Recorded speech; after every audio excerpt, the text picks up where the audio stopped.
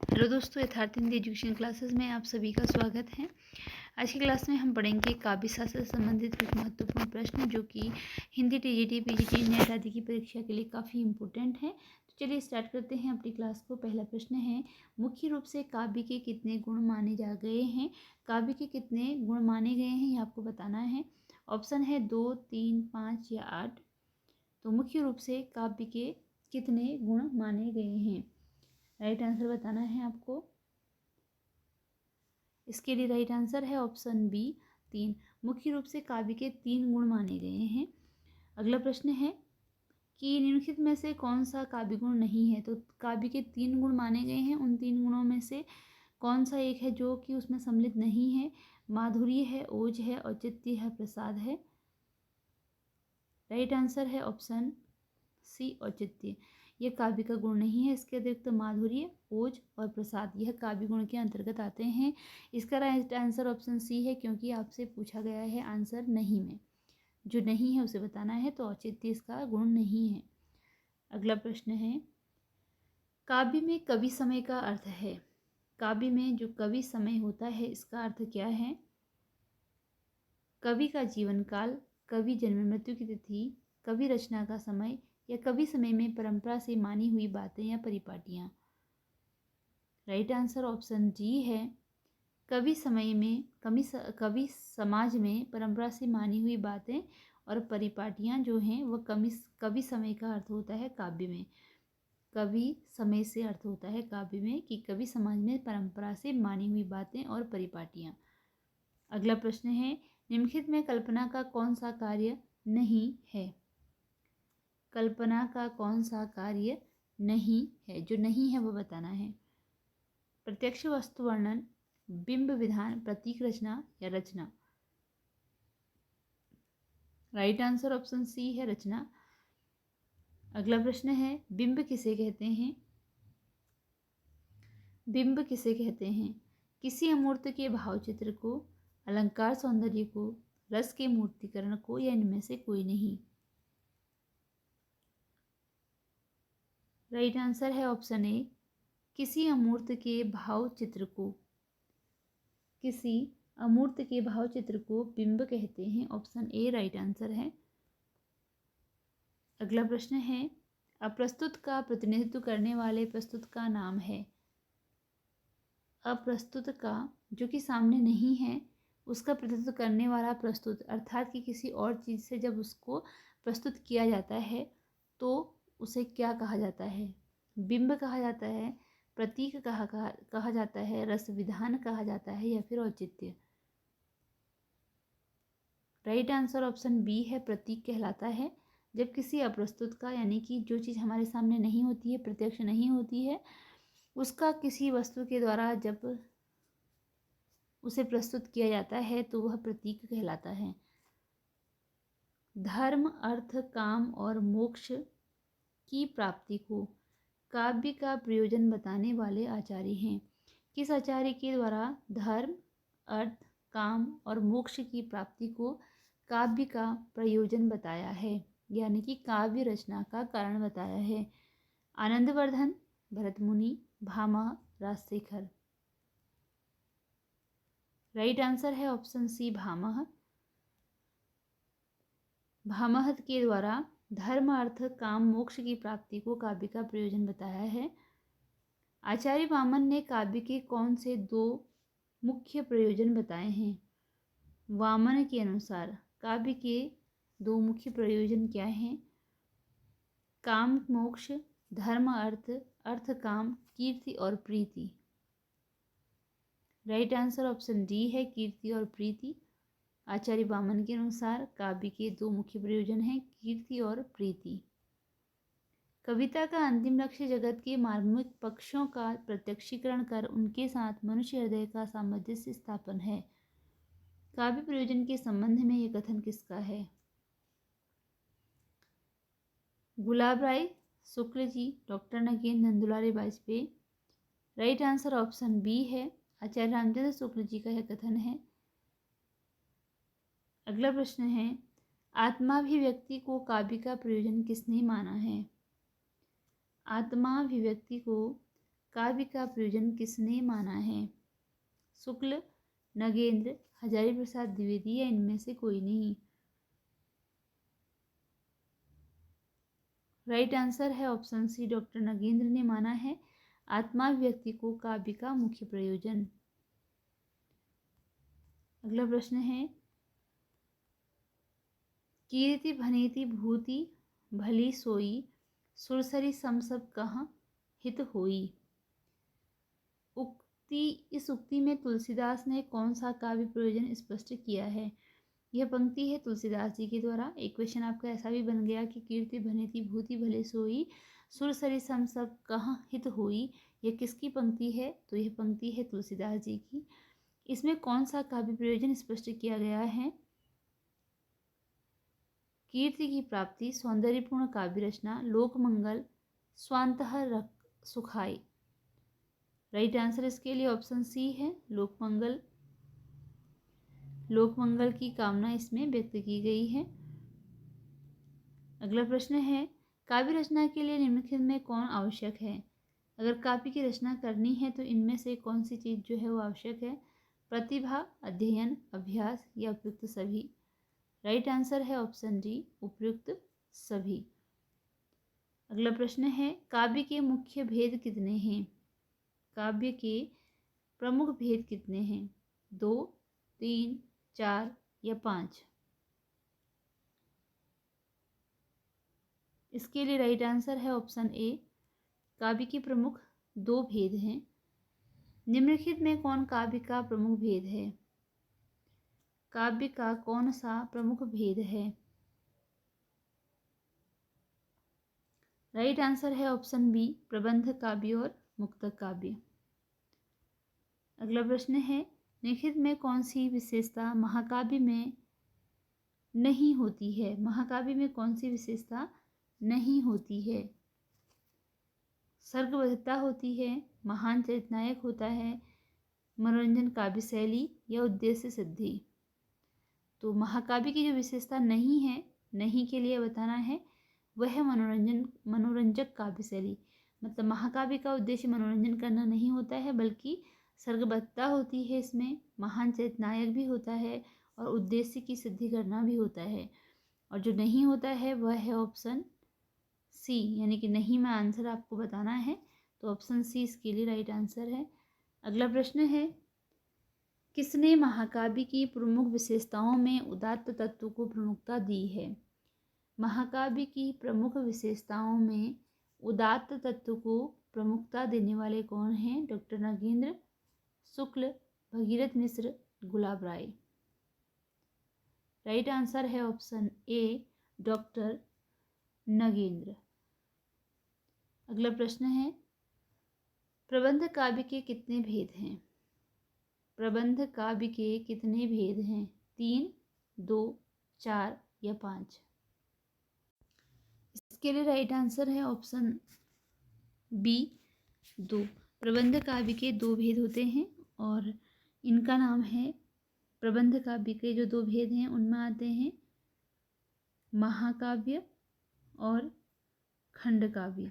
महाकाव्य और खंड काव्य, प्रबंध काव्य के भेद के अंतर्गत आते हैं महाकाव्य और खंड काव्य।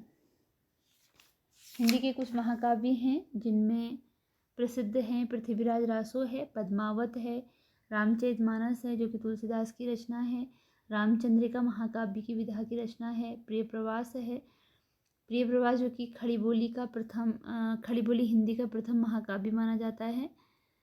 और इसके अतिरिक्त साकेत मैथिली शरण गुप्त की रचना है, यह भी महाकाव्य विधा की रचना है। कामायनी जयशंकर प्रसाद की रचना है, यह भी महाकाव्य विधा की रचना है।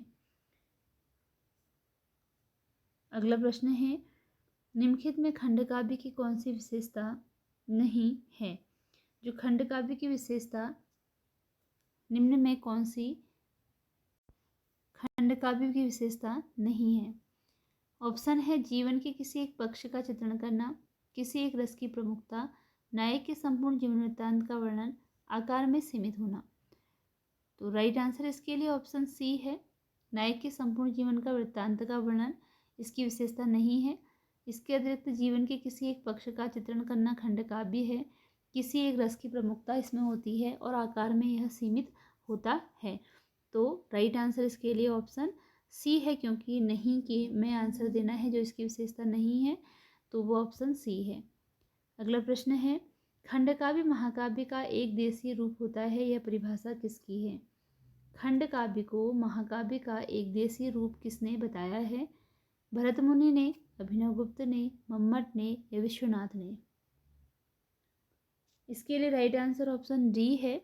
विश्वनाथ ने यह परिभाषा दी है कि खंडकाव्य महाकाव्य का एक देशीय रूप होता है। अगला प्रश्न है, गेय पद रचना को क्या कहते हैं? गेय पद रचना को क्या कहते हैं? संगीत, गीति, गेय पद या पद? राइट आंसर है ऑप्शन बी, गीति। गेय पद रचना को गीति कहा जाता है। अगला प्रश्न है, निम्नलिखित में कौन सी विशेषता गीति काव्य की है? इनमें से कौन सी विशेषता है जो कि गीति काव्य की है? मुक्तक शैली, एक भाव दशा, संगीतात्मकता या उपयुक्त सभी? गीति काव्य की विशेषता बतानी है कि इनमें से कौन सी है जो गीति काव्य की विशेषता है। राइट आंसर ऑप्शन डी है, उपयुक्त सभी। मुक्तक शैली, एक भाव दशा और संगीतात्मकता सभी गीति काव्य की विशेषताएं हैं। अगला प्रश्न है, इसमें तो रस के ऐसे छींटे पड़ते हैं जिसमें हृदय कलिका थोड़ी देर के लिए खिल उठती है। रामचंद्र शुक्ल का यह कथन किस संदर्भ में है? इसमें तो रस के ऐसे छींटे पड़ते हैं जिसमें हृदय कलिका थोड़ी देर के लिए खिल उठती है। महाकाव्य, खंडकाव्य, मुक्तक काव्य, गीति काव्य? शुक्ल जी का यह कथन किसके लिए है? तो इसके लिए राइट आंसर है ऑप्शन सी, मुक्तक काव्य के संबंध में शुक्ल जी ने यह कथन कहा है। अगला प्रश्न है, प्रबंध काव्य को एक विस्तृत वनस्थली और मुक्तक को एक चुना हुआ गुलदस्ता किसने कहा है? रामचंद्र शुक्ल ने, डॉक्टर नगेंद्र ने, गुलाब राय ने, भगीरथ मिश्र ने? राइट आंसर है इसके लिए ऑप्शन ए, रामचंद्र शुक्ल ने प्रबंध काव्य को एक विस्तृत वनस्थली और मुक्तक को चुना हुआ गुलदस्ता कहा है। अगला प्रश्न है, निम्नलिखित में कौन सी विशेषता मुक्तक काव्य में नहीं है? जो विशेषता मुक्तक काव्य में नहीं है वह बतानी है। कल्पना की समाहार शक्ति, भाषा की समाज शक्ति, किसी एक भावानुभूति की व्यंजना या इनमें से कोई नहीं?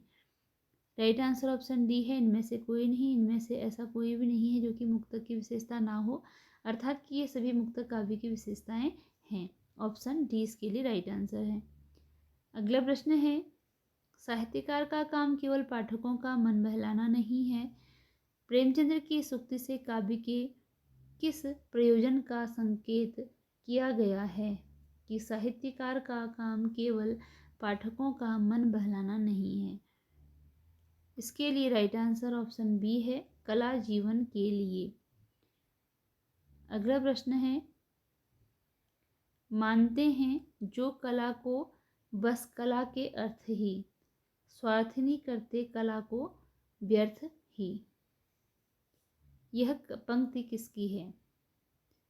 भारतेंदु हरिश्चंद्र की, हरिऔध की, मैथिली शरण गुप्त की या सुमित्रानंदन पंत की? इसके लिए राइट आंसर ऑप्शन सी है, यह पंक्ति मैथिली शरण गुप्त जी की है।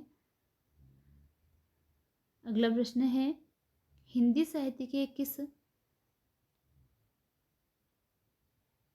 काल में कला के लिए सिद्धांत पर आधारित साहित्य की प्रमुखता रही? हिंदी साहित्य के किस काल में कला के लिए सिद्धांत पर आधारित साहित्य रचना की प्रमुखता रही? राइट आंसर है ऑप्शन ए, रीतिकाल में। रीतिकाल में कला के लिए इस सिद्धांत पर आधारित रचनाओं की प्रमुखता या साहित्य की प्रमुखता रही। अगला प्रश्न है, केवल कविता के लिए कविता करना तमाशा है, यह कथन किस लेखक का है? केवल कविता के लिए कविता करना तमाशा है, यह कथन किस लेखक का है? शुक्ल जी का, महावीर प्रसाद द्विवेदी का, प्रेमचंद्र या Jaishankar Prasad? Right answer option B है, महावीर प्रसाद द्विवेदी का यह कथन है कि केवल कविता के लिए कविता करना तमाशा है।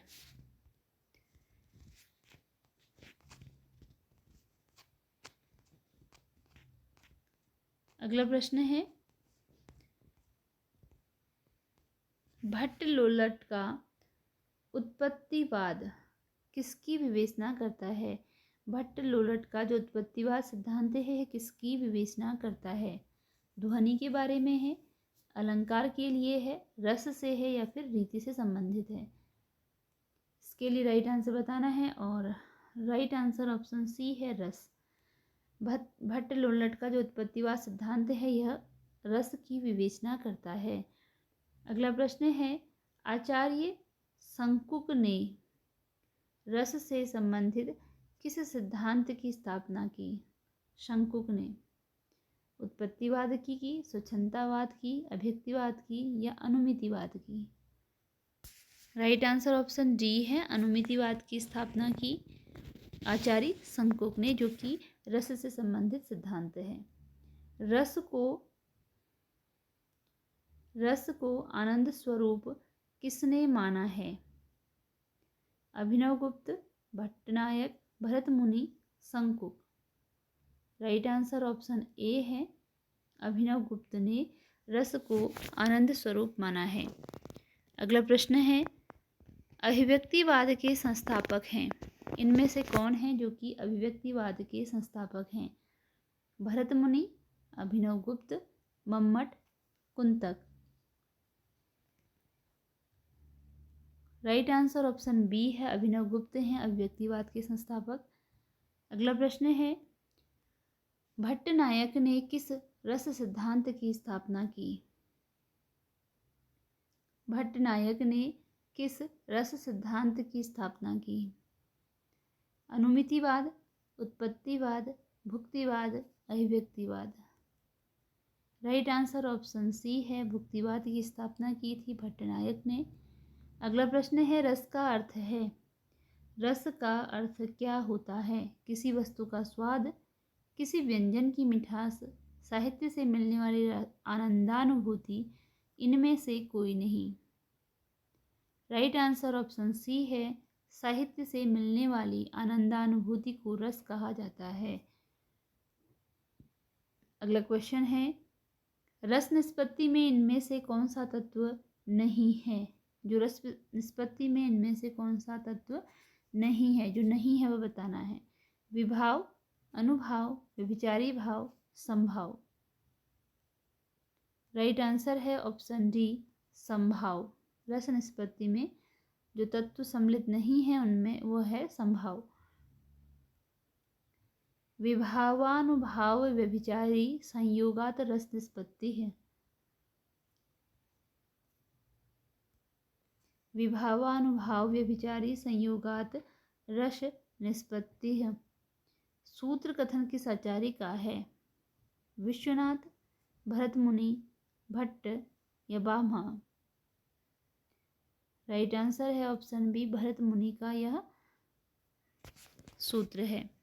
अगला प्रश्न है, भरत मुनि ने किस ग्रंथ में रस की विशद विवेचना की है? भरत मुनि के द्वारा किस ग्रंथ में रस की विशद विवेचना की गई है? नाट्यशास्त्र, रस मीमांसा, साहित्य दर्पण, रस विवेचन? राइट आंसर है ऑप्शन ए, नाट्य शास्त्र में भरत मुनि ने रस के विशद विवेचन किया है। अगला प्रश्न है, किस आचार्य ने रस की संख्या 8 मानी है? तो भरत मुनि ने रस की संख्या 8 मानी है, ऑप्शन डी सी इसके लिए राइट आंसर है। अगला प्रश्न है, रसों की संख्या है। रसों की संख्या कुल है 9, लेकिन भरत मुनि ने रसों की संख्या मानी है 8। इसी के साथ आज की यह वीडियो ही फ्रेंड होती है। मिलते हैं अगली वीडियो में कुछ नए प्रश्नों के साथ। धन्यवाद।